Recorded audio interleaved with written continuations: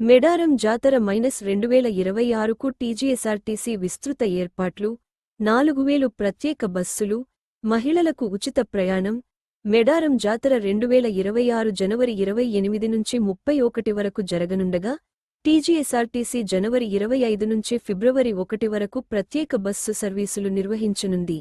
మెడారంలో తాత్కాలిక bus station ఏర్పాటు చేసి వివిధ డిపోల నుంచి బస్సులు నడుపుతుండగా, గతంలో 3491 బస్సులతో 16.82 లక్షల మంది ప్రయాణించిన నేపథ్యంలో ఈసారి మహాలక్ష్మి ఉచిత ప్రయాణ పథకం అమలుతో సుమారు 20 లక్షల మంది భక్తులు ఆర్టీసీ బస్సుల్లో ప్రయాణించే అవకాశం ఉందని అంచనా.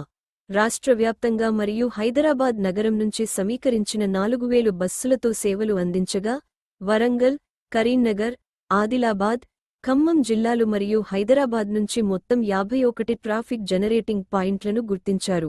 జిల్లా పరిపాలన కేటాయించిన 50 ఎకరాల్లో తాత్కాలిక బస్ స్టేషన్ ఏర్పాటు చేసి 9 కిలోమీటర్ల పొడవున 50 క్యూ లైన్లలో ఒకేసారి 20,000 మంది ప్రయాణికులను నిలుపుకునే సౌకర్యం కల్పించారు.